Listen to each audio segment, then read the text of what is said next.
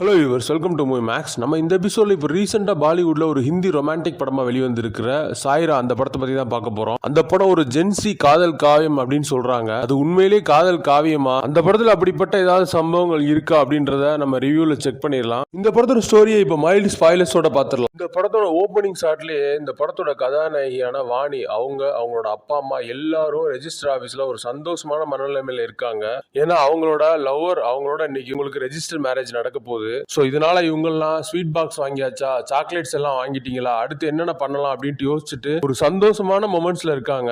So Vani அவங்களும் கனவுகளோட அங்க உட்கார்ந்துருக்காங்க. தன்னோட காதலன் வந்தோன்னா நம்மளோட அங்க மேரேஜ் இங்க நடந்துரும் அப்படின்ட்டு. சோ அப்படி அவங்க அங்க வெயிட் பண்ணிட்டு இருக்கும்போது ஒவ்வொரு கப்புள்ஸுக்கு அங்க மேரேஜ் டோக்கன் சிஸ்டம் படி ஒவ்வொரு கப்புள்ஸ்க்கா நடந்துட்டு இருக்கு. ஒவ்வொரு கப்புள்ஸுமே மேரேஜ் பிளட்ஜ், அதாவது உறுதிமொழி எடுத்துட்டு கல்யாணம் பண்ணிக்கிறாங்க. ஸோ அதை பார்த்துட்டு இவங்க கையில் இருக்கிற டைரியை ஓப்பன் பண்ணுறாங்க. அதில் இவங்களும் இவங்களோட லவ்வர் இருக்கக்கூடிய சந்தோஷமான மொமெண்ட்ஸ், ஃபோட்டோஸ் இதெல்லாம் இருக்குது. இதை பார்த்துட்டு சயாரா அப்படின்றது ஒரு நட்சத்திரம். ஸோ அந்த நட்சத்திரம் ஒரு கான்ஸ்டன்டான நட்சத்திரம். அதோட சைனிங் எப்பவுமே குறையாது. அது மாதிரியே நம்மளோட லைஃபுக்கும் அது ஃபுல்லா ஃபிளைட்ஸை கொடுக்கும் அப்படின்னு சாகிச்சு இவங்க அந்த நட்சத்திரத்தை பத்தி கவிதை மாதிரி பேசிட்டு இருக்க அந்த சந்தோஷமான மொமெண்ட்ஸ்லேயே ஒரு ஃபோன் கால் வருது அவங்களோட லவர் கிட்ட இருந்து. நான் ஏர்போர்ட்ல இருக்கேன், இப்போ சான் பிரான்சிஸ்கோ கிளம்ப போறேன் அப்படின்னு சொல்றான். இவங்களுக்கு அதை கேட்டுட்டு ஒரே ஷாக் ஆயிருது. என்ன ரீசன் அப்படின்னு கேட்கறாங்க. எனக்கு அங்க வேலை கிடைச்சிருக்கு, அங்க போனோம்னா என்னோட லைஃப் நல்லாவே செட்டில் ஆயிரும். சரி ஓகே, நீ இப்போ போ, நீ எப்போ வந்தோன்னா திரும்பி வந்தோன்னா நம்ம மேரேஜ் பண்ணிக்கலாம் அப்படின்றாங்க. ஆனா அதுக்கு அவன் சாரி என்ன மன்னிச்சிரு, நான் அங்க இன்னொரு பொண்ணை மீட் பண்ணிட்டேன், அவ்வளோ நான் லவ் பண்றேன் ரொம்ப சீரியஸா அப்படிங்கிறான். இது உனக்கு கேட்க கஷ்டமா தான் இருக்கும் அப்படின்னு சொல்றான். இதை கேட்டுட்டு இருக்கலே இவங்க அந்த ரெஜிஸ்டர் ஆபீஸ்லயே மயக்கப்பட்டு கீழே விழுந்துடுறாங்க. இதுக்கு அடுத்து சில நாட்களுக்கு பிறகு ஸ்டோரி மூவ் ஆகுது. உங்க ஃபேமிலி மெம்பர்ஸ் எல்லாருமே இவங்களை இந்த விஷயத்துல இருந்து எப்படியாவது வெளியில கொண்டு வந்துடணும் அப்படின்ட்டு ரொம்ப ட்ரை பண்றாங்க. ஆனா முடியல. அவங்க அப்பா சொல்றாரு, நீ ட்ரூ லவ் பண்ண, ஆனா அவன் வந்து ஒன்னு உண்மையா லவ் பண்ணல, அவன் பணத்தை தான் லவ் பண்றான் அப்படின்ட்டு எல்லா விஷயங்களையும் எடுத்து சொல்லி இவங்களை எப்படியாவது இந்த விஷயத்துல இருந்து வெளியில கொண்டு வரணும்னு ட்ரை பண்றாங்க.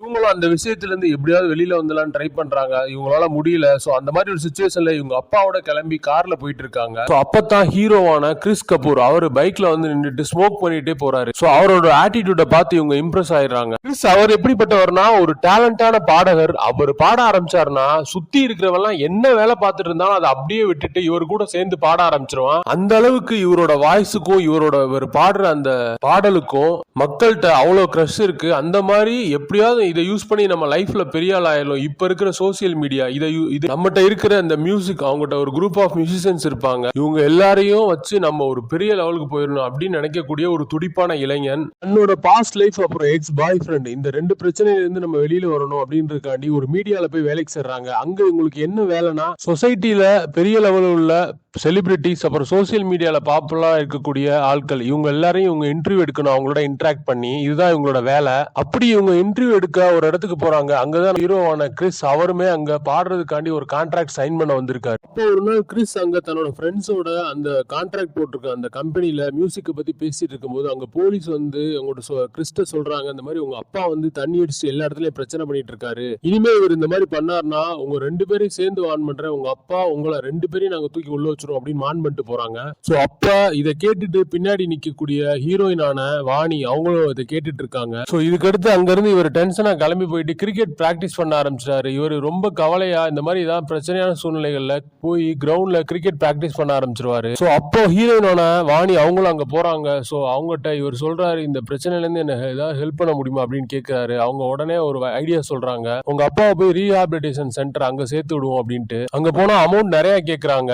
அந்த பணத்துக்காண்டி இவர் இன்னொரு கான்ட்ராக்டும் போடுறாரு. இதுக்கப்புறம் என்னென்ன மாதிரியான சம்பவங்கள் நடந்துச்சு அப்படின்றதா இந்த படத்தோட மொத்த கதையே. இந்த படம் பார்க்கும்போது துல்லாத மனமும் துள்ளும் அந்த படம். அப்புறம் இந்த படத்தோட கிளைமேக்ஸ் பாருங்க நீங்க, லைட்டா இது மூன்றாம் பெரிய அதுல இருந்து இன்ஸ்பயர் ஆன மாதிரி இருக்கு. மூன்றாம் பெரிய வந்து ஒரு பெஸ்ட் கிளைமேக்ஸ், அது ஒரு இம்பாக்ட்ஃபுல் கிளைமேக்ஸ். ஆனா இந்த கிளைமேக்ஸ் அந்த லெவல் இல்ல. பட் அந்த ஒரு சில சீன், அந்த சீன்ல ஒரு சின்ன கான்சிக்வன்ஸ் மட்டும் அது மாதிரி இருக்கு. இந்த படத்தோட சினிமாட்டோகிராஃபி நல்லா கலர்ஃபுல்லாவும் பாக்குறதுக்கு பிரைட்டாவும், அந்த சாங் சீக்வன்ஸ்க்குலாம் அவங்க எடுத்த அந்த கேமரா ஆங்கிள்ஸ் எல்லாம் சூப்பரா இருந்துச்சு. Top angle shots, wide angle shots, இது எல்லாமே நல்லா இருந்துச்சு சினிமாட்டோகிராஃபி. அடுத்து இந்த படத்துக்கு செகண்ட் ஹீரோனே சொல்லலாம். அது வந்துட்டு இந்த படத்தோட பேக்ரவுண்ட் மியூசிக் அப்புறம் இந்த படத்தோட சாங்ஸ் தான். இந்த மாதிரி லவ் சப்ஜெக்ட் உள்ள படங்களுக்கு மெயின் இம்பாக்ட்ஃபுல்லா இருக்கக்கூடிய சாங்ஸ் தான். ஸோ அது வந்து இந்த படத்துல எல்லா இடங்களையும் கச்சிதமா பொருந்தி இருக்கு. ஸோ இந்த படத்தோட மியூசிக் டைரக்டர் தான் இந்த படத்துக்கு ஒரு மெயின் பேக் போன் அப்படின்னே நான் சொல்லுவேன். ஆகான் பாண்டே அவர் தான் கிறிஸ் இந்த படத்தோட ஹீரோவா நடிச்சிருக்காரு. வேற லெவல் ஆக்டிங். ரகுடு பாய் சாக்லேட் பாய் 2 விதமான ரோலையும் பிளே பண்ணிருக்காரு. குறிப்பா அந்த ஸ்டார்டிங் சீன்ல ஹீரோயின் அங்க பேக் ஷாட்ல நிக்கும் போது இவரு அந்த மீடியாவோட மேனேஜரை தூக்கி போட்டு அந்த அடிக்கக்கூடிய சீன்ஸ் எல்லாம் வேற லெவல்ல இருக்கும். அப்புறம் இந்த படத்துல முக்கியமான ஒரு சீன் ஹீரோயின் அவங்களோட எக்ஸ் பாய் ஃப்ரெண்ட் ஹீரோ இவங்க 3 பேரும் சந்திக்கக்கூடிய ஒரு சீன். அந்த சீன்லயுமே பெர்ஃபார்மன்ஸ் சூப்பரா இருக்கும். அப்புறம் கிளைமேக்ஸ் போர்ஷன்லயுமே இவரோட நடிப்பு ரொம்பவே நல்லா இருந்தது. அடுத்து இந்த படத்தோட ஹீரோயின் அனித் பாடா அவங்க தான் அந்த வாணி கேரக்டர் பண்ணிருக்காங்க. அவங்க அந்த லவ் சீக்வன்ஸஸ் இருக்கட்டும், அப்புறம் அந்த பிரேக் ஒன் சீன், இதுல எல்லாத்துலயும் ஒரு எமோஷன் கலந்த ஒரு நல்ல நடிப்பு கொடுத்திருக்காங்க. இவங்களுமே இவங்களோட பெர்ஃபார்மன்ஸுமே இந்த படத்துல நம்ம பாராட்டப்பட வேண்டிய ஒரு விஷயம். சோ இது எல்லாமே இந்த படத்தோட பாசிட்டிவ்ஸ் தான். படத்தோட பெரிய மைனஸே இந்த படத்தோட ஸ்டோரி தான். இந்த மாதிரி லவ் ஸ்டோரிஸ்லாம் நிறைய படங்கள்ல வந்து அடிச்சு துவச்சு காயப்பட்ட ஒரு கதை தான். படத்தை பார்க்கும்போது ஜெயம் ரவி அவர் நடிச்ச தீபாவளி படம், சோ அந்த படத்தையுமே இந்த படம் ஞாபகப்படுத்துது. இப்படி எல்லா படத்துலயும் உள்ள ஒவ்வொரு சீன் எல்லாம் இந்த படத்துல ஒரு ரிசம்பிள்ஸா இருக்கு. புதுசா எதுவுமே இல்ல. இந்த சீன் அந்த படம், இந்த சீன் இந்த படம் நம்ம பிரிச்சிடலாம். அதே மாதிரி ஸ்டோரியில ஒரு இன்ட்ரெஸ்டிங்கா ட்விஸ்ட் அண்ட் டர்ன்ஸ் எதுவுமே கிடையாது. நம்ம ஈஸியா ப்ரெடிக்ட் பண்ணிடலாம். எல்லாமே இந்த படத்துல மிகப்பெரிய நெகட்டிவ்ஸா இருக்கு. சோ அதனால இந்த படம் எல்லா ஆடியன்ஸ்க்கும் செட் ஆகுமானா கண்டிப்பா கனெக்ட் ஆகாது. கண்டிப்பா இந்த படம் லவ்வர்ஸ், அப்புறம் யங்ஸ்டர்ஸ், அப்புறம் ஜென்சி இவங்களுக்கு எல்லாம் பிடிக்கும். அப்புறம் இந்த படம் 90s கிட்ஸுக்கும் பார்க்கலாம். அவங்களுக்கு உண்டான சில சீக்வன்ஸும் இருக்கு. பட் நம்ம சைட்ல இருந்து இந்த படம் ஒரு ஆவரேஜான ஒன் டைம் வாட்சபிள் மூவி தான். இந்த படத்துக்கு நம்மளோட ரேட்டிங் 2.5 அவுட் ஆஃப் 5. இந்த படத்தோட ரைட்டர் சங்கல்ப் சாடனா, ரோஹன் சங்கர். இந்த படத்தோட director Mohit Suri. Thanks for வாட்சிங். Subscribe our channel.